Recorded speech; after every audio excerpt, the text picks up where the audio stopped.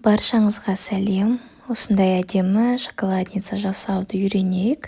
Шаблондарды жиек бойымен қиып, ақ жерлерін алып тастау керек. Мен бұл шаблонды қалыңдығы 210 граммдық фотоқағазға шығардым. Шығарар кезде на всю страницу дегенді таңдайсыз, с полями шығаруға болмайды. Себебі шаблон кішірейеді, демек шоколад ішіне сыймай қалады. Сондықтан байқаңыздар.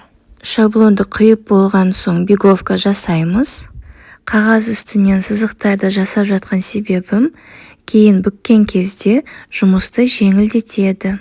Видеода көріп тұрғаныңыздай, бүгуге арналған сызықтар шығып тұр. Қағазды дәл сол жерлерінен ішке қарай бүгеміз.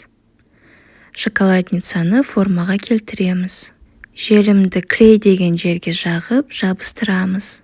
Осы қалташаға шоколадты саламыз. Бұл шоколадницаға 100 граммдық Қазақстан шоколады, Альпен Голд, Яшкино сыяды. Лентаны видеодағыда екіге бөліп жабыстырса болады, немесе сыртынан орап байлауға да болады. Шоколадницамыз дайын.